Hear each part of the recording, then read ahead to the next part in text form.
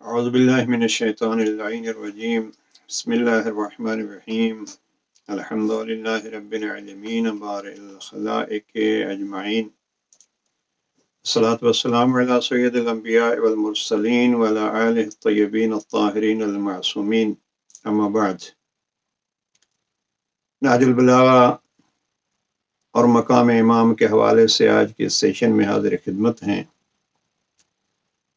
گزشتہ دنوں نہج البلاغہ اور اخلاص عمل کے موضوع پر ایک گفتگو ہوئی اور اس کے ضمن میں ہم نے مولانا جلال الدین رومی کی مثنوی کا ایک شعر پیش کیا تھا، جس کے 52 اشعار ہیں، اور پہلا مصرع اس کا یہ ہے: از علی آموز اخلاص عمل۔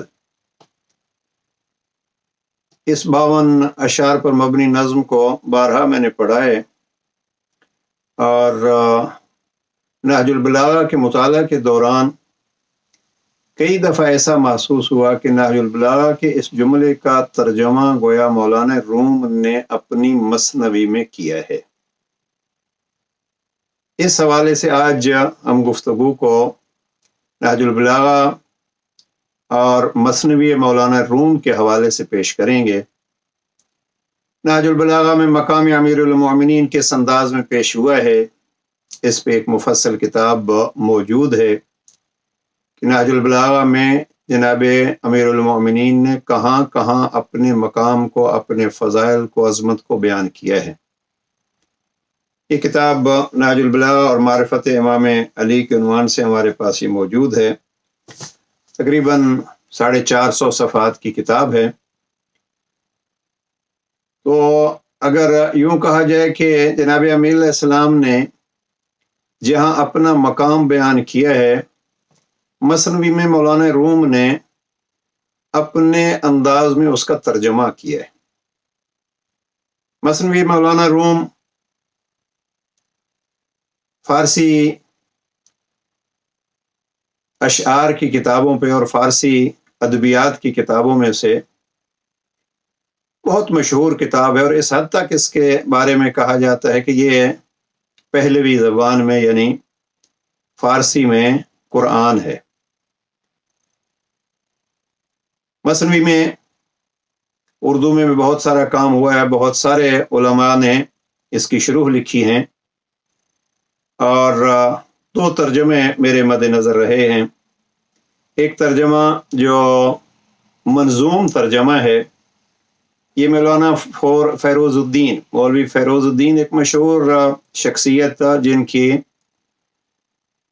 اردو لغت، فارسی لغت، یہ فیروز اللغات یہ مشہور ہے۔ فیروز اللغات عربی کی بھی ہے، فیروز اللغات اردو کی بھی ہے، فیروز اللغات انگلش کی بھی ہے، فارسی کی بھی ہے۔ یہ مولانا فیروز الدین ان کا کام تھا۔ انہوں نے یہ ترجمہ جناب سیماب صدیقی، بر صغیر کے ایک مشہور شاعر، ان سے یہ کرایا تھا، اور بہرحال اچھا ترجمہ ہے۔ اس کا نام انہوں نے رکھا ہے الہام منظوم۔ اب اس میں ان اشعار کو، جو 52 اشعار ہیں، ویسے 52 اشعار سے ایک سلسلہ شروع ہوتا ہے، ورنہ اشعار اس سے زیادہ ہیں۔ اور دوسرا ترجمہ مثنوی کا، جو اخیراً یعنی آج سے 20-25 سال پہلے، ظاہراً اس کی پہلی پرنٹ تھی 1974 کی، تو تقریباً 50 سال۔ یہ جو الہام منظوم ہے، یہ تو 1928 میں شائع ہوتی ہے۔ بہرحال نہج البلاغہ کا پہلا خطبہ اگر آپ دیکھیے تو اللہ سبحانہ وتعالیٰ کی اوصاف جس انداز میں امیر المومنین نے بیان کی ہیں، وہ اپنا ہی ان کا کمال ہے اور اپنا ہی ان کا کلام ہے، اس لیے کہ علی وہ ذات ہیں جو فرماتے ہیں ہم کلام کے امیر ہیں۔ اور نہج البلاغہ میں ایک مقام پر امام فرماتے ہیں اللہ نے ہمیں بیان عطا فرمایا ہے۔ اب یہ جس کو اللہ بیان عطا فرماتا ہے اور جس کو اللہ کلام کا امیر بناتا ہے، وہ اگر اللہ کے اوصاف بیان کرے گا تو ان کا مقام کیا ہوگا۔ میں اکثر یاد کیا کرتا رہتا ہوں کہ کلام پروردگار کا مفہوم وہی بیان کر سکتا ہے جس کو اللہ نے مفہوم بیان کرنے کی توفیق عطا فرمائی ہے اور عطا کیا ہے ان کو بیان۔ جناب امیر علیہ السلام نے نہج البلاغہ کے پہلے خطبے میں اوصاف پروردگار بیان کیے ہیں۔ شروع خطبہ یوں ہوتا ہے الحمدللہ الذی لا یبلغ مدحتہ القائلون، وہ ذات گرامی جس ذات کے اوصاف کو کہنے والے کہہ نہیں سکتے، بیان کرنے والے اس کی حدوں تک نہیں پہنچ سکتے۔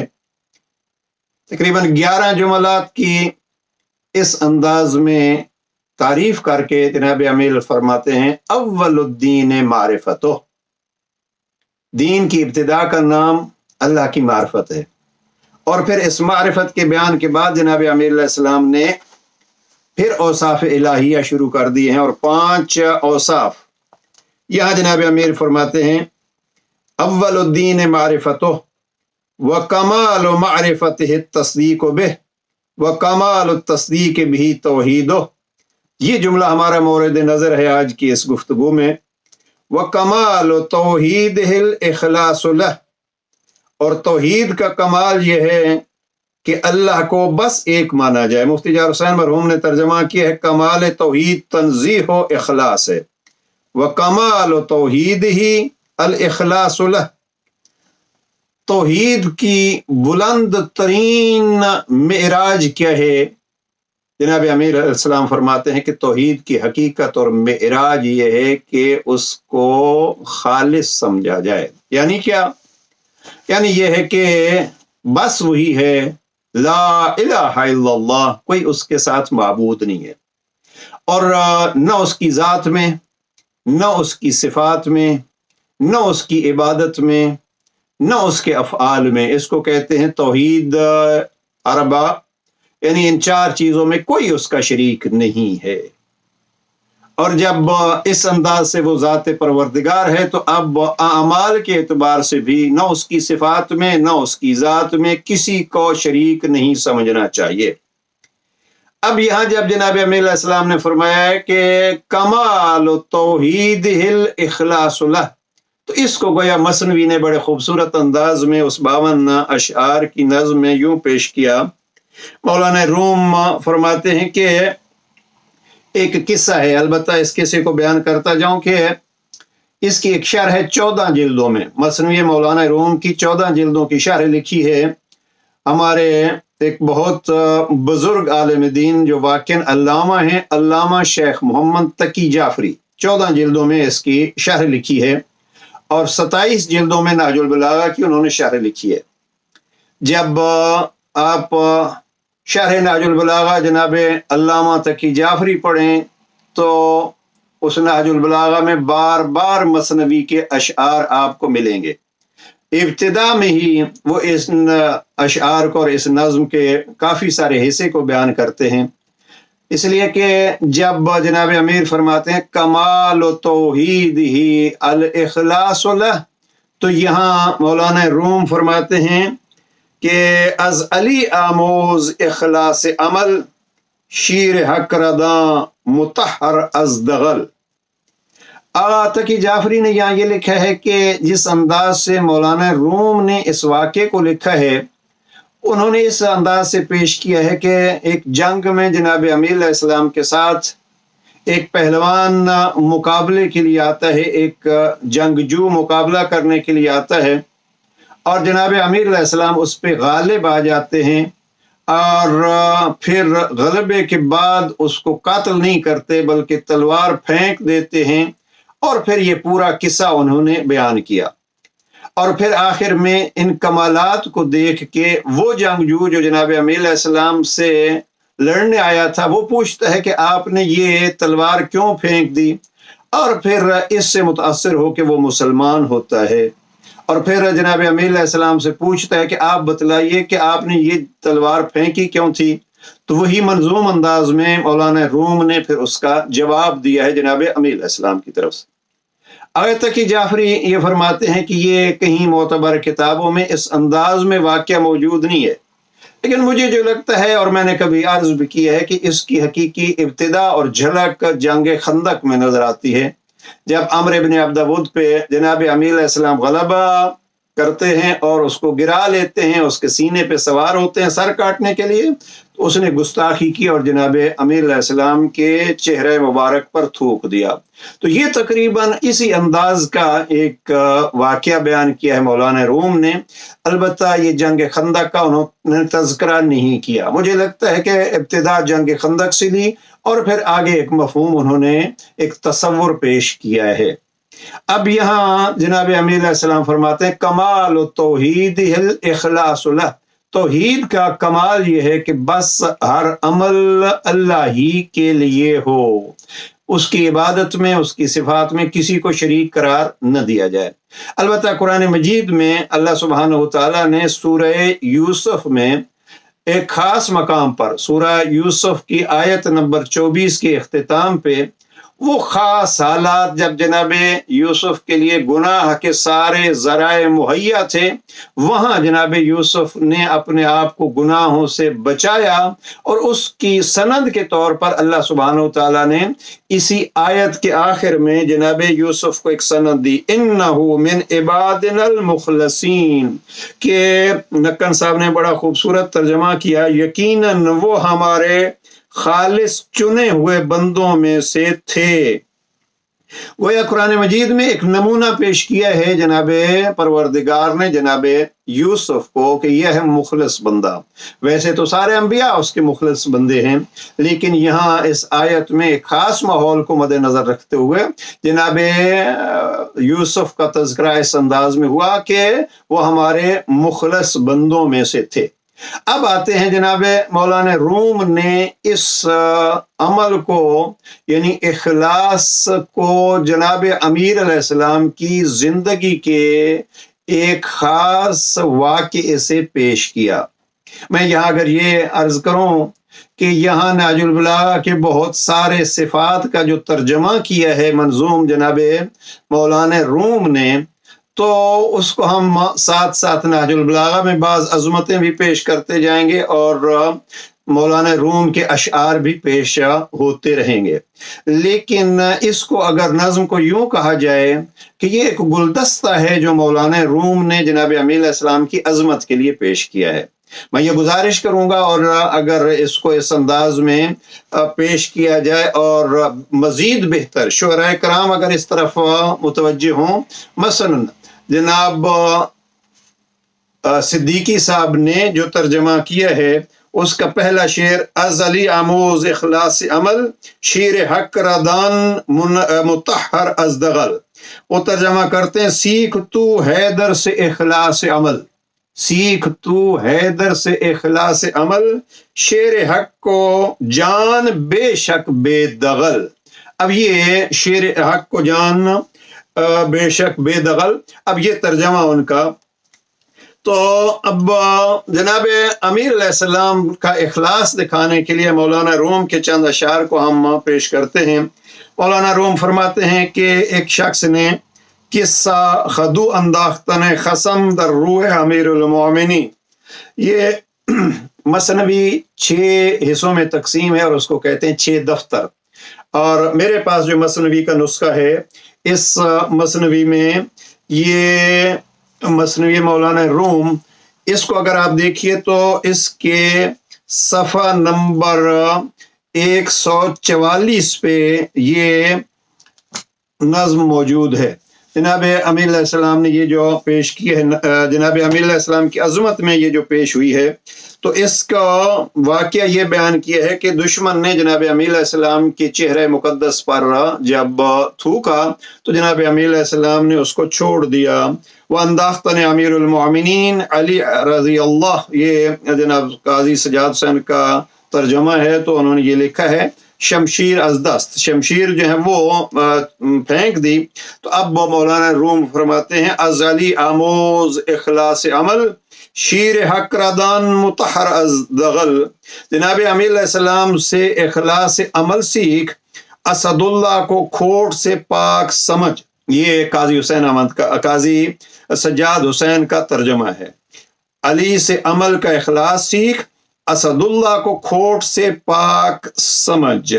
اب یہاں जनाब अमीर अलैहिस्सलाम को असदुल्लाह कहा गया है, और असदुल्लाह बनता ही तभी है जब जनाब अमीर का हर अमल अल्लाह के लिए हो। अब ये असदुल्लाह में खुद एक मकाम है। असदुल्लाह हम क्यों कहते हैं? यानी शुजाअत के बावजूद, शुजाअत अलवी आपके गैज़ व गज़ब की पाबंद नहीं है, बल्कि नज़र इलाही की पाबंद है। लिहाजा इसका एक शेर हम सब अशार नहीं पढ़ सकेंगे। दर ग़िज़ा बर पहलवानी दस्त याद, जिहाद में हजरत अली ने एक पहलवान पर काबू पा लिया। जूद शमशीरी बर आवर्दो शताफ्त, जल्द तलवार निकाली और अमीरुल मोमिनीन लपके। ऊ खदू अंदाख्त बर रुए अली, बड़ा खूबसूरत शेर है ये। उसने हजरत अली के मुंह पर थूक दिया। कौन अली? इफ्तिखार हर नबी और हर वली, वो अली जो हर नबी और हर वली का इफ्तिखार है। अब यह हदीस आपके सामने है कि जनाब अमीर अलैहिस्सलाम हर नबी का इफ्तिखार कैसे हैं और हर वली का इफ्तिखार कैसे हैं। वक्त नहीं है कि हम उन हदीस की तरफ जाएं। खुद पैगम्बर अकरम की वो हदीस कि जो चाहता है कि आदम को इल्म में देखे, नूह को अपने इल्म में देखे, वो सारे सिफात अंबिया, और फिर तो ये फ़ख्र है अंबिया का जनाब अमीर अलैहिस्सलाम की ज़ात। खदू अंदाख्त बर रुए अली, उसने थूका जनाब अमीर अलैहिस्सलाम के चेहरे पे। इफ्तिखार हर नबी और हर वली। खदू जद बर रुखे के रुए माह, उसने उस चेहरे पर थूका कि चांद सजदा आरद पेश ऊ दर सजदागाह, उसके सामने सजदागाह में सजदा करता है। यह है मौलाना रूम का ये अजमत का जुमला कि उस चेहरे माह पे थूका जिस चेहरे पे और जिस चेहरे की तरफ सजदागाह में, यानी सजदे के मकाम में चांद सजदा करता है। अब सजदागाह में चांद सजदा करता है, ये खुद एक अजमत का जुमला है। इफ्तिखार हर वली और हर सफ़ी, कर्द नारे गैज़ बर खुद मुंतकी, हर वली और हर बरगुज़ीदा के लिए बायसे फ़ख्र अली ने अपने गुस्से की आग को बुझा दिया। फिर क्या हुआ? दर ज़मान अंदाख्त शमशीर अन अली, कर्द ऊ अंदर ग़िज़ायश काहली, हजरत अली ने फौरन तलवार डाल दी और उससे लड़ने में सुस्ती बरती। गश्त हैरान आम मुबारज़ ई अमल, अज नबूदा ने अफ़ रहमत बी महल। अब ये देखा कि मैंने तो एक गुस्ताखी ये की थी कि जंग अली के साथ करने के लिए आया था, दूसरा ये है कि मैंने इनके चेहरे पे थूक दिया है। बल्कि अगर आप खंदक में अम्र इब्न अब्दवुद के वाक़े को देखिए, अब्दवद ने जनाब अमीर अलैहिस्सलाम के चेहरे पे भी थूका, और जनाब अमीर अलैहिस्सलाम ने खुद एक मकाम पर फरमाया कि मुझे माँ की गालियां दी। यानी जितना गुस्सा किसी को दिलाया जा सकता था दिलाया, लेकिन वहां भी मंजर यही है। और मौलाना रूम ने जो मंजर खींचा है वो क्या है? दर ज़मान अंदाख्त शमशीर अन अली, इस वक्त अली ने फौरन तलवार फेंक दी। कर्द ऊ अंदर ग़िज़ायश काहली, कभी और उससे लड़ने में सुस्ती बरती। अपनी किसी जंग में भी तलवार को न रोकने वाले अली ने एक अमल की वजह से तलवार रोक दी। वो मौजू मद नजर रहे, इखलास अमल, अज अली आमूज इखलास अमल। तो अली अलैहिस्सलाम जो फरमाते हैं कि कमाल तौहीद ही अल इखलास लह, तो अली की तौहीद का कमाल आप देखिए कि किस तरीके पे अली अल्लाह को कमाल तौहीद का अकीदा रखते हैं। अलबत्ता इसको बड़ा खूबसूरत तर्जमा किया है जनाब सिद्दीकी साहब ने कि जब ऊ खुदू अंदाख्त बर रूह के माह सजदा आरद पेश ऊ दर सजदगा, ऐसे मुंह पर थूक बैठा रूह से आ। जरा तर्जमा देखिए अशार में, ऐसे मुंह पर थूक बैठा रूह से आ, सजदा करता था जिसे गर्दों पे माँ, फेंक कर तलवार को ठहरे अली और सुस्ती जंग में दुश्मन से की। पहलवान इससे बहुत हैरान हुआ, बेमहल ये रहमत मुझ पर क्यों किया। بے محل یہ رحم مجھ پر کیوں کیا؟ اب گفت بر من تیز افراشتی، از چیف گندی مراک بگذاشتی. بولا کیوں تلوار کھینچی تھی علی، اور پھر کیوں کھینچ کر یوں پھینک دی؟ دیکھیے یہ ہے سوال اس پہلوان کا. بولا کیوں تلوار کھینچی تھی علی، اور پھر کیوں کھینچ کر یوں پھینک دی. آگے ایک شعر ہے، در شجاعت شیر ربانی استی، کیا شجاعت میں نہیں تم شیر رب، کیا ہے پھر ایسی مروت کا سبب. اب نہیں وقت کے ان اشعار کو تفصیل سے پیش کیا جائے. وہ منظوم ترجمہ بھی اپنے انداز میں خوبصورت ترجمہ ہے، کاش ہم بھی اس کو اس انداز میں عام کر سکیں. فضائل امیر المومنین کا مجموعہ. اب آگے ایک شعر جو ہے وہ انہوں نے ترجمہ کیا ہے کہ وہ جنگجو اس عمل سے حیران ہو گیا اور بے موقع عفو و شفقت کرنے سے حیران ہوا. اس نے کہا آپ نے مجھ پر تیز تلوار اٹھائی، اور پھر کس وجہ سے آپ نے یہ تلوار پھینک دی. آنچے دی یہ عجب شعر ہیں. اور مولانا روم کا جو ایک سیر و سلوک میں مقام تھا اس کو مد نظر رکھتے ہوئے ذرا یہ دیکھیے. آنچے دی بہتر از پیکار من، آپ نے وہ کیا دیکھا جو مجھ سے لڑنے سے بہتر تھا، یہاں تک کہ آپ میرا شکار کرنے میں سست ہو گئے. آنچے دی کہ چنین خشمت نشست، تا چنین برکی نمود و باز جست. آپ نے وہ کیا دیکھا کہ اس طرح آپ کا غصہ فرو ہو گیا، یہاں تک کہ وہ بجلی چمکی اور واپس ہو گئی. آنچ دیدی کہ مرا عکس دید، در دل و جاں شعل آمد پدید. اب یہاں سے ماحول بدلتے ہیں مولانا روم. اب تک تو عمرو ابن عبد ود کا اور یہی ایک ہی پہلو تھا، لیکن یہاں چونکہ اس کے اسلام کا تذکرہ کیا ہے تو وہ پہلوان کیا کہتا ہے کہ آنچ دیدی کی مراز عکس دید، در دل و جاں شعلہ آمد پدید. آپ نے وہ کیا دیکھا کہ اس کے دیکھنے کے عکس سے میرے دل اور جان میں شعلہ نمودار ہو گیا. دیکھا کچھ آپ نے یا علی، لیکن آپ کے اس عکس کو، یعنی آپ کے چہرے مقدس میں آپ کے اس دیکھے ہوئے عقیدے کے عکس سے میرے اندر بھی ایک شعلہ نورانی ہو گیا. اب یہ ہے کہ علی کیا دیکھتے ہیں اور پھر علی کو دیکھ کے دنیا والے کیا دیکھتے ہیں. اسی سے ہم کہتے ہیں اگر توحید سیکھنی ہے تو امیر المومنین سے آپ کو اور اس گھرانے سے آپ کو توحید ملے گی. کیوں؟ اس لیے کہ یہ اس نگاہ سے پروردگار کو دیکھتے ہیں. اور جب دیکھنے کی بات آتی ہے تو جناب امیر علیہ السلام سے امام کے اس صحابی نے پوچھا تھا، یا علی کیا خدا کو دیکھا ہے؟ ناج البلاغہ کے الفاظ ہیں. جناب امیر علیہ السلام فرماتے ہیں میں اس رب کی عبادت کیسے کر سکتا ہوں جس کو میں نے دیکھا نہ ہو. لیکن پھر خود فرماتے ہیں کہ ہاں، اسے جسم کی آنکھیں نہیں دیکھ سکتی، وہ دل کی آنکھیں دیکھتی ہیں. تو یہاں بھی جناب امیر علیہ السلام نے دل کی آنکھوں سے کیا دیکھا؟ علی علیہ السلام نے کچھ ایسی چیزیں دیکھی ہیں کہ جن چیزوں کو دیکھ کے وہ دشمن جو جنگ کے لیے علی سے آیا تھا اس نے اس عکس مبارک میں کچھ ایسی تصویر دیکھی کہ وہ علی کا بھی ہو گیا اور خدا کا بھی ہو گیا ہے. اب اس میں اللہ کے اس ولی نے کیا کچھ دیکھا ہے اس کے بارے میں وہ سوال کر رہا ہے. آنچ دیدی برتر از کون و مکان، کہ او باز جان بود بخشیدیم جان.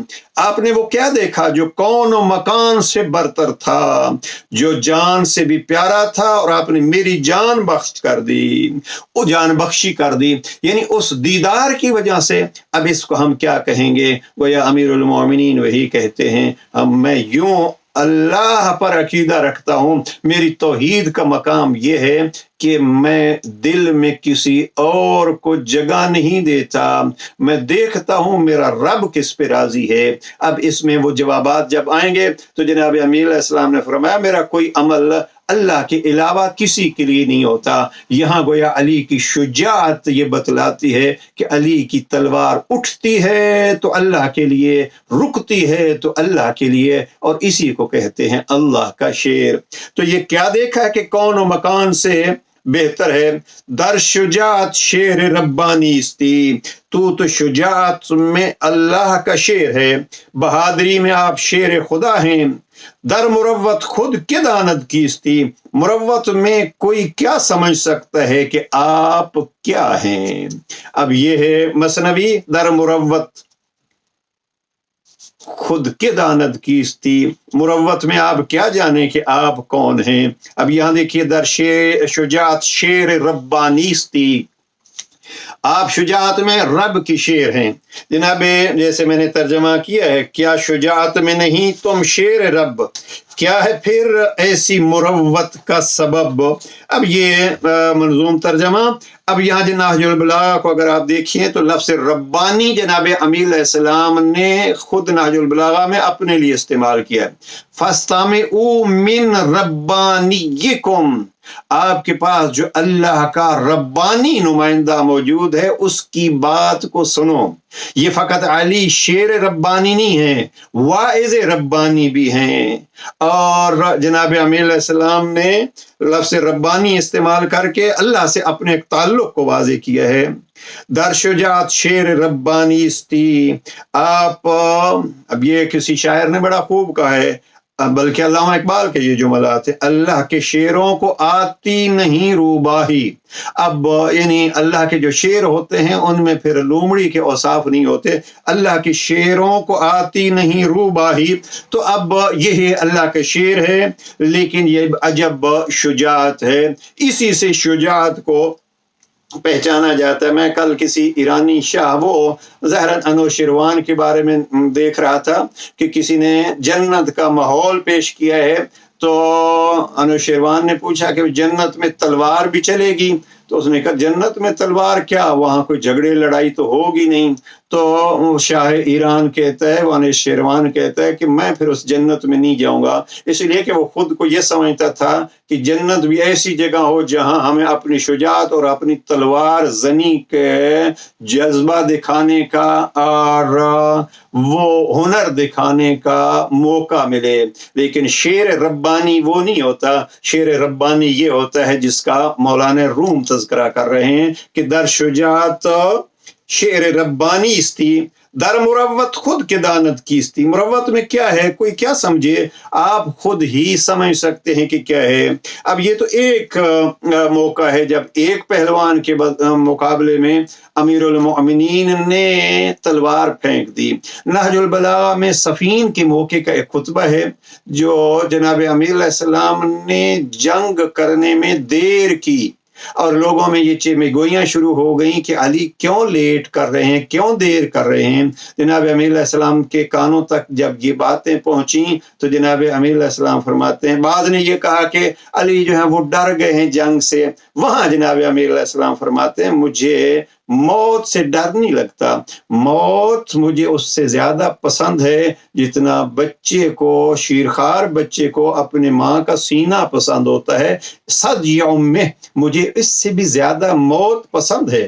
میں جنگ سے ڈر کی وجہ سے یا موت سے ڈر کی وجہ سے رکا نہیں ہوں، بلکہ میں اس انتظار میں ہوں شاید کسی کا دل جاگ جائے، اس کا ذہن بیدار ہو جائے اور وہ مجھ علی کو پہچان لے اور راہ ہدایت پا لے. یہ ہے علی کی تلوار رکتی ہے تو اس لیے رکتی ہے، علی جنگ کو روکتے ہیں تو اس لیے رکتے ہیں شاید کوئی اللہ کا ہو جائے. یہ ہے شعر ربانی. یعنی وہ نہیں ہے کہ ہر جگہ پہ تلوار کے جوہر دکھاتا پھرے، نہیں، تلوار اس کی چلے تو اللہ کے لیے، رکے تو اللہ کے لیے. البتہ پھر جب علی والے بھی اس مقام پر جناب امیر علیہ السلام نے نہج البلاغہ کے خط نمبر 38 میں 38 میں جناب مالک اشتر کی تعریف میں یہ فرمایا ہے کہ سیف من سیوف اللہ، مالک اللہ کی تلواروں میں سے ایک تلوار ہیں. وجہ کیا ہے؟ جناب امیر نے وہاں فرمایا ہمارے حکم کے بغیر نہ اس کا قدم آگے بڑھتا ہے نہ اس کا قدم پیچھے ہٹتا ہے. یعنی اگر امام کے اتباع کے اس مقام پر کوئی فائز ہو کہ اس کا قدم امام کے حکم کے بغیر آگے پیچھے نہ ہٹے تو وہ سیف من سیوف اللہ ہوتا ہے جناب امیر کے فرمان کے مطابق۔ اب اگر خود ذات علی، وہ ذات گرامی، اس کا قدم آگے پیچھے حکم الہی سے کیا، اس کا سانس بھی اللہ کے حکم کے بغیر نہ باہر جاتا ہے نہ اندر آتا ہے۔ سانس بھی لیتے ہیں تو حکم الہی کی اطاعت میں خوشنودی اور رضا پروردگار کی خاطر۔ شاید اسی وجہ سے تو ہے کہ پھر اس کے نفس کی قیمت شب ہجرت ذات توحید نے یہ لگائی، وَمِنَ النَّاسِ مَن يَشْرِي نَفْسَهُ ابْتِغَاءَ مَرْضَاتِ اللَّهِ۔ تو یہ ہے وہ ذات گرامی۔ بہرحال بات کہیں اور نہ چلی جائے، در شجاعت شیر ربانی استی، در مروت خود کے داند کیستی۔ مروت میں کوئی کیا سمجھ سکتا ہے کہ آپ کیا ہیں؟ در مروت، یہ شعر ہم عرض کرتے ہیں اور پھر چند اشعار چھوڑ کے اگلے اشعار۔ در مروت ابر موسائی بتی کہ آمند ازوی خان نان بی شبی۔ اب یہاں جناب موسیٰ کی قوم نے جب جناب موسیٰ سے کھانا مانگا اور جناب موسیٰ کی دعا سے وہ کھانا آ گیا تو اس کی طرف اشارہ ہے جناب امیر علیہ السلام کے اس مروت کو۔ من و سلوہ جب آیا تو اس وقت دعا تھی جناب موسیٰ کی، اور مولانا روم نے اس کو کہا در مروت ابر موسائی بتی، اس صحرا میں تو اے علی ایسے ہے جیسے موسیٰ وہ بادل رحمت الہی تھا، اور جس کی وجہ سے بے نظیر کھانے کا دسترخوان آیا۔ اب یہاں یعنی جناب امیر علیہ السلام کی مروت کو ایک تشبیہ جناب موسیٰ کے اس عمل سے دی ہے کہ وہ بات بات پہ انکار کر رہے تھے اور اچھے بھلے جناب موسیٰ سے تلخ کلامی ہوئی، ہمیں کھانا چاہیے تب تیرے خدا کو مانیں گے۔ اللہ نے موسیٰ علیہ السلام کو رحمت کا ایک بادل بنایا اور من و سلوہ اترنا شروع ہو گیا، اور پھر کتنی مدت تک یہ من و سلوہ آتا رہا جب تک وہ اس کے منکر نہ ہوئے۔ تو مروت علی، کاش کوئی منکر نہ ہوتا اور وہ مروت علی جاری رہتی تو آج انسانیت کا ایک ماحول ہی اور ہوتا۔ اس لیے جورج ڈاک جب نہج البلاغہ کے بارے میں اور صوت العدالت الانسانیہ میں جناب امیر علیہ السلام کے متعلق بات کرتا ہے تو وہ کہتا ہے امام انسان، انسانوں کا ہادی۔ وہ مسلمان یا ان پہلوؤں کو نہیں دیکھتا چونکہ خود عیسائی ہے، تو انسانوں کا ہادی، انسانی ہدایات، یعنی اس کا زور ہے انسانیت اور انسان کامل ہیں علی۔ تو بہرحال یہ ہے رحمت جناب امیر علیہ السلام۔ اب موسیٰ کی دعا سے رب کی عطا چاہیے تو جناب امیر علیہ السلام کے مروت کے ذریعے سے بھی بہت کچھ مل سکتا ہے۔ آگے یہ سلسلہ جاری رہا، پھر اس رحمت جناب موسیٰ پہ کافی سارے اشعار انہوں نے لکھے ہیں، اور پھر اگلا ایک شعر ہے، کہتے ہیں اے علی کے جملہ عقل و دید ہے، شمع واگو از آنچ دید ہے۔ پھر وہ پلٹ کے آتے ہیں کہ وہ پہلوان کہتے ہیں کہ علی آپ عقل کل ہیں۔ یہ آغا تقی جعفری نے بھی اس پہ بہت ساری بحث کی ہے، اور سیر و سلوک کے افراد جو ہیں اس کو عقل کل کیا ہوتا ہے۔ بہرحال اس پہ اے عقل کے جملہ عقل و دیدائی، اے علی جو تم کے مجسم عقل و نظر ہو، جو کچھ تم نے دیکھا ہے اس میں سے کچھ بتا دو۔ اب یہ ہے اللہ کو جاننے کے لیے وہ جنگجو بھی سوال کرتا ہے کہ آپ نے جو دیکھا ہے، شمع واگو از آنچ دیدئی، تیغ حلمت جان مارا چاک کرد، آپ کے حلم کی تلوار نے، آپ کی بردباری کی تلوار نے مجھے قتل کر ڈالا ہے۔ آب علمت خاک مارا پاک کرد، آپ کے علم کے پانی نے ہماری مٹی کو پاک کر دیا. جیسے عرض کیا کہ مولانا روم نے پھر اس کے مسلمان ہو جانے کا تذکرہ کیا ہے، تو یہاں سے گویا ایک مقابل علی رحمت علی کو دیکھ کے پلٹتا ہے اور کہتا کیا ہے، تیغ حلمت جان مارا چاک کر. اب فقط یہ نہیں ہوتا کہ تلوار سے جان کاٹنا. علامہ تقی جعفری نے بڑا خوبصورت لکھا ہے کہ دنیا کی تلواریں لوگوں کو موت کے آغوش میں لے جاتی ہیں، علی کی تلوار لوگوں کو زندہ کر دیتی ہے. گویا یہ ایک زندگی ملی، اور پھر آج تک ہم صدیوں بعد مولانا روم کا یہ کلام پڑھ رہے ہیں اور اس تلوار کو یاد کر رہے ہیں. تو یہ تیر حلمت جان مارا چاک کر، آپ کے حلم کی تلوار نے ہمیں قتل کر دیا. یہ حقیقت میں تو قتل ہو گیا ہے، لیکن اس کو نئی زندگی مل گئی ہے. یعنی وہ کافر مر گیا، وہ کفر مر گیا، کافر بدل گیا. پھر وہ کہتے ہیں بازگو دانم کی این اسرار ہوست. بتائیے، میں سمجھا کہ یہ خدائی رازوں میں سے ہے. بڑا مشکل جملہ ہے اور مولانا روم ہی کہہ سکتے ہیں اس کو. بازگو دانم کی این اسرار ہوست. ہوست ہمارے ہاں ہو کے حوالے سے یعنی ذات توحید. تو مولانا روم کہتے ہیں کہو بازگو، مجھے بتلاؤ، کہو دانم کی ان اسرار ہوس، یہ جو کچھ تو نے کیا ہے یہ تو اللہ کے اسرار میں سے ہے. سجاد حسین قاضی صاحب کا ترجمہ ہی پڑھ دوں. بتائیے، میں سمجھا کہ یہ خدائی رازوں میں سے ہے، اس لیے کہ بغیر تلوار کے قتل کرنا اسی کا کام ہے. زان کے بھی شمشیر کشتن کار اوست. یہ گویا اس کو کہتے ہیں خلق الہی. اللہ سبحانہ و تعالیٰ کسی پہ تلوار چلا کے اس کو نہیں منواتا، بلکہ اپنی رحمت سے منواتا ہے. اور فرعون کے مقابلے میں بھی موسیٰ کو فوج دے کے، فوج کی ضرورت ہو تو وہ کبھی بھیج دیتا ہے، ابابیل کو بھیج دیتا ہے، اور کبھی اپنے رحمت للعالمین مصطفیٰ کو بھی خیبر و خندق کی دفاع کے لیے بھیج دیتا ہے. یہ نہیں ہے کہ تلوار سے روکا ہے، وہی جہاد ہے. اور لیکن یہاں اللہ سبحانہ و تعالیٰ تلوار اگر چلواتا ہے تو خود کبھی تلوار نہیں چلاتا. یہ مولانا روم اس کو اس نہج سے کار علی کو توحید کے کمال کے طور پر یوں پیش کرتے ہیں کہ بازگو دانم کی ان اسرار ہوست. یہ بعض آپ بات واضح کرو کہ یہ جو آپ نے کیا ہے تو یہ خدائی رازوں میں سے ایک ہے. اس لیے کہ خدائی رازوں کی جب بات آتی ہے تو نہج البلاغہ کے دوسرے خطبے میں اختتام خطبہ پہ عظمت آل محمد کے لیے کافی جملات جناب امیر علیہ السلام نے ارشاد فرمائے ہیں. اس میں تعارف یہ کراتے ہیں اہل بیت ہم موضع سرہ، اللہ کے رازوں کا مقام ہے اہل بیت. تو گویا یہ اس جملے کا ترجمہ مولانا روم کر رہے ہیں. بازگو دانم کی ان اسرار ہوست، زان کے بھی شمشیر کشتن کار ہوست. مجھے بتلا اس لیے کہ بغیر تلوار کے قتل کرنا اللہ ہی کا کام ہے. صانع بھی آلت بھی جارح واہب ان ہدیہ ہائی راہ. وہ بغیر اوزار اور ہاتھ کے بناتا ہے، خالق ہے، صانع ہے. وہ ان قیمتی تحفوں کا عطا کرنے والا ہے، ہاتھ پیر کا محتاج نہیں لیکن عطا کرتا ہے. 100,000 روح بخشد ہوش را کہ خبر نبود دو چشم و گوش را. ہوش و حواس کو لاکھوں روحیں عطا کر دیتا ہے، اس طرح کے دونوں آنکھوں اور کانوں کو خبر بھی نہیں ہوتی. پھر کہتے ہیں مولانا روم بازگو اے باز عرش خوش شکار. عجب لفظ ہیں.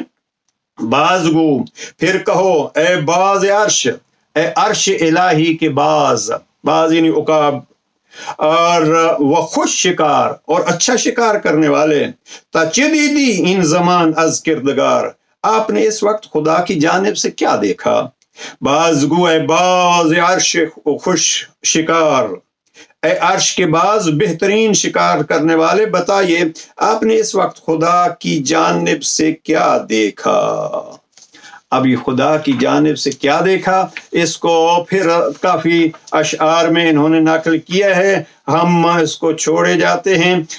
دان یکی سہما می بیند بہم ان سہ کش اس کو اشعار کو ہم چھوڑتے ہیں، یہاں کافی اشعار پھر اس پہ کہے کہ تجھے کون پہچان سکتا ہے، تجھے کوئی نہیں پہچان سکتا تو خدا کو کوئی کیسے پہچان سکتا ہے۔ پھر ایک مصرع ہے، راز بگشا اے علی مرتضی، اے پس سوء القضا حسن القضا، اے علی مرتضی راز کھول دیجئے، اے علی مرتضی۔ یہ مشہور جملہ ہے مولانا روم کا جو فارسی کی اکثر تحریروں میں استعمال ہو رہا ہے، راز بگشا اے علی مرتضی، اے علی مرتضی راز کھول دیجئے۔ اور وہ ذات جو بدقسمتی کے بعد خوش نصیبی بن گئی، وہ ذات ہے آپ کی، آپ بتلائیے راز کیا ہے۔ از تو بر من تافت پنہان چونکنی، آپ چھپاتے کیوں ہیں، آپ ہی سے مجھ پر واضح ہو گیا ہے۔ آپ تو چاند کی طرح، یہ جملے ذرا توجہ فرمائیے، آپ تو چاند کی طرح بغیر بات کہے روشنی پھیلاتے ہیں۔ آپ کی ذات سے مجھ پر منکشف ہو گیا ہے، چھپاتے کیوں ہو، آپ تو بغیر کہے چاند کی طرح نور پاشی کرتے ہیں۔ آپ چھپاتے کیوں ہیں، آپ ہی سے مجھ پر واضح ہو گیا ہے، آپ تو چاند کی طرح بغیر بات کہے روشنی پھیلاتے ہیں۔ ہاں، بغیر کہے نور پاشی کرتے ہیں، بغیر بات کہے روشنی پھیلاتے ہیں۔ ان اشعار پہ دیکھیے اور نہج البلاغہ کے ساتھ ان کو ذرا جمع کیجئے۔ مولانا روم کیا کہتے ہیں کہ از تو بر من تافت چون داری نہام، می فشانی نور چون مہب زبام، یعنی کہے بغیر جیسے چاند رہنمائی کرتا رہتا ہے، کہتا نہیں، کوئی اس سے سنتا نہیں، لیکن اس کے نور سے راہوں کو واضح کرتا رہتا ہے۔ اب یہاں جناب امیر کے حوالے سے وہ جنگجو کہتا ہے، جس کو منظوم مولانا روم نے کیا، بازگو کہے کہ یہ بغیر کہے تو کیا کر رہا ہے۔ میں یہاں یہ کہوں گا، اے مولانا روم، علی نے اگر اس جنگجو کے لیے کہا کچھ نہیں، لیکن عمل نے بتلایا علی کیا ہے، علی کا مالک کیا ہے۔ لیکن اگر آج زمانے کو وہ علی کی انکہی باتیں سننی ہیں جو وہاں اس نے دیکھی تھیں، آج اگر کوئی اپنے گوش سے شنوا کو آمادہ کرے تو نہج البلاغہ کی صورت میں علی کی کہی ہوئی باتیں آج بھی موجود ہیں، اور علی دعوت دے رہے ہیں اسی راز کو بتانے کا، اس لیے کہ یہ راز الہی ہیں، یہ علم الہی کے خزانے ہیں، اور یہی تو صفت ہے اول الدین معرفتہ کہنے والے علی کی۔ تو یہ اگر مولانا روم کہتے ہیں، اور اس شعر کو آپ چھپاتے کیوں ہیں، آپ ہی سے مجھ پر واضح ہو گیا، آپ تو چاند کی طرح بغیر بات کہے روشنی پھیلاتے ہیں۔ ہاں، یہ نہج البلاغہ علی کا بول ہے، علی چپ ہیں، لیکن نہج البلاغہ اس زمانے میں بھی بول کے انسانیت کی رہنمائی کر رہا ہے۔ اب اس چند اشعار پہ ہم پھر چھوڑ کے ایک شعر جو ہے وہ باز باش، اس کو ذرا دیکھیے۔ چون تو بابی ان مدینہ علم را، چون شعائی آفتاب حلم را، جبکہ آپ علم کے شہر کا دروازہ ہیں، جبکہ آپ کی بردباری کے سورج کی شعاع ہیں، جبکہ آپ بردباری کے سورج کی شعاع ہیں۔ باز باش ہے باب رحمت تابد، یہ دعا کا جملہ گویا مولانا روم، باز باش ہے باب رحمت تابد، اے رحمت کے دروازے قیامت تک کھلا رہے، بارگاہ ما لہو کفون احد، اے اس ذات کی بارگاہ جس کا کوئی ہمسر نہیں۔ یہاں واضح الفاظ میں ایک حدیث اور ایک آیت کا حوالہ دیا ہے جناب مولانا روم نے، اور اسی پہ گفتگو ہماری ختم ہو جائے گی۔ اس پہ دسیوں دروس پیش کیے جا سکتے ہیں، اور کبھی فرصت ہوئی تو انشاءاللہ مولانا روم کی اس نظم کے ایک ایک شعر کی وضاحت کریں گے۔ یہاں ایک حدیث اور ایک آیت کا مفہوم جو مولانا روم نے پیش کیا ہے اس کو دیکھیے۔ چوت بابی ان مدینہ علم را، چون شعائی آفتاب علم را، آپ شہر علم کا دروازہ ہیں، اور آگے کیا ہے، باز باش اے باب بر جو یا یہ باب، تار صد از تو قشور اندر لباب، बाज बाश बाब रहमत ताबद, ए रहमत के दरवाजे क़यामत तक खुला रहे उस ज़ात की बारगाह जिसका कोई हमसर नहीं। वो अगर अल्लाह की ज़ात तक पहुँचना है तो दरवाज़ा उस कुफ़ मालहू कुफ़ुवन अहद का दरवाज़ा क्या है? उसका दरवाज़ा अली है। अब ये वाज़ेह है तौहीद का दरवाज़ा अली है। और मदीनतुल इल्म यानी इल्म नबी का दरवाज़ा अली है। मैं लफ्ज़ दोहरा रहा हूँ कि मौलाना रूम के बकौल कुफ़ुवन अहद वो ज़ात तौहीद, उसके लिए बाब कौन है? उसके लिए बाब अली हैं। यानी अगर तौहीद मिलेगी तो आपको अली इब्न अबी तालिब के हवाले से मिलेगी। इल्म मिलेगा तो नहजुल बलागा में इमाम फरमाते हैं, ये खुतबा नंबर 118 को अगर आप देखिए, तर्जमा मुफ्ती जावर हुसैन मरहूम इस खुतबे में जनाब अमीर अपना तारुफ कराते हैं, फरमाते हैं व इंदना अहलल बैत अबवाबुल हिकम व ज़ियाउल अम्र। अगर आपने हिकमत के बाब को देखना है तो हम हिकमत का दरवाज़ा हैं। व ज़ियाउल अम्र, और शरीयत के मसाइल को, शरीयत की बतलाई राहों को अगर वाज़े देखना है तो ज़ियाउल अम्र हम हैं। मौलाना रूम ने माह इस्तेमाल किया, जनाब अमीर अलैहिस्सलाम ने ज़िया इस्तेमाल किया, यानी रोशनी हम हैं। अगर रोशनी लेना चाहते हैं, ज़ात तौहीद तक पहुंचना चाहते हैं, और वो एक मशहूर खुतबा बारहा मैं अर्ज कर चुका हूँ, खुतबा नंबर 152 में जनाब अमीर फरमाते हैं नहनु शिआरो वल अबवाब, हम ये अब रसूल के करीबी हैं और हम ही दरवाजे हैं। आइए कोशिश ये करें। अब ये इस पहलवान को अमीर अलैहिस्सलाम ने जवाब क्या दिया?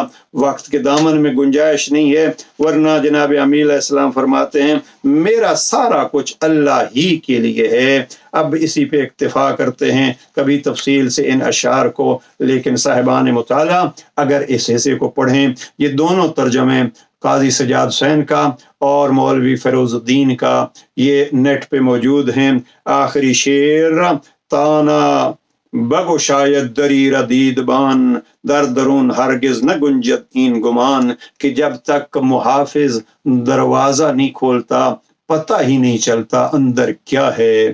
ता नबको शायद दरीरा दीदबान, निगरान जब तक दरवाज़ा न खोल दे ये ख्याल दिल में नहीं जमता है अंदर क्या है। अंदर अल्लाह के ज़ात की वो रहमत भरे नमूने हैं, रहमतुल लिल आलमीन की ज़िंदगी है। ये सारा मिलेगा तो कहाँ से मिलेगा? ये मिलेगा दरे अली से। अब ये दर अली कहने में मैं हिचकिचाहट करता हूँ, इसलिए कि अली का दर तो नहीं है, ये तो दर नबी है और दर तौहीद है जिसका नाम अली है। और मौलाना रूम यही तो कहते हैं बाज बाश बाब रहमत ताबद, रहमत के दरवाजे क़यामत तक खुला रहे। और हाँ, खुला है मौलाना रूम ये दरवाज़ा नहजुल बलागा की सूरत में खुला है। खुतबा नंबर 91 में, खुतबा नंबर 91 में जनाब अमीर अलैहिस्सलाम फरमाते हैं पूछ लीजिए मुझसे, पूछ लीजिए मेरे चले जाने से पहले मुझसे पूछ लीजिए। लफ्ज़ दोहरा रहा हूँ, या अली, खुतबा नंबर 91, फसअलूनी क़ब्ल अन तफ़क़िदूनी फ़वल्लज़ी नफ़्सी बियदिही ला तसअलूनी अन शैइन फ़ीमा बैनकुम व बैन अस्साअ वला अन फ़िअतिन तहदनी मिअ व तुज़िल्लु मिअ इल्ला अंबअतुकुम बिनाइकिहा।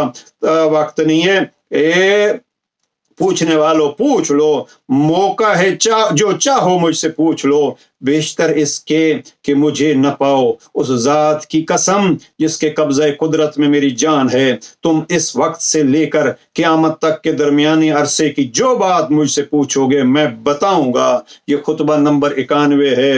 हाँ, ये दरवाज़ा खुला है ए मौलाना रूम। और फिर खुतबा नंबर 187 में आखिरी जुमलात जनाब आमिर अलैहिस्सलाम फरमाते हैं कि अय्युहन्नास सलूनी क़ब्ल अन तफ़क़िदूनी, ए लोगों मुझे खो देने से पहले मुझसे पूछ लो, और मैं ज़मीन की राहों से ज़्यादा आसमान के रास्तों से वाकिफ़ हूँ, क़ब्ल इससे कि वो फितना अपने पैरों को उठाए। अब यहाँ ज़मीन की राहों से ज़्यादा आसमान की राहों को जानता हूँ, यही है यानी अल्लाह की तौहीद चाहिए तो आइए दरवाज़े अली पे दस्तक दीजिए। तो है परवरदिगार محمد و آل محمد کی عظمتوں کا صدقہ ہمیں آل محمد کے علوم اور ہمارا موضوع نہج البلاغہ اور مثنوی مولانا روم ہے، یہ جو مولانا روم نے عظمت علی بیان کی ہے، اس کے ذریعے سے نہج البلاغہ میں مقام علی کو سمجھنے کی توفیق اور ہمت عطا فرمائے۔ والسلام علیکم ورحمۃ اللہ وبرکاتہ۔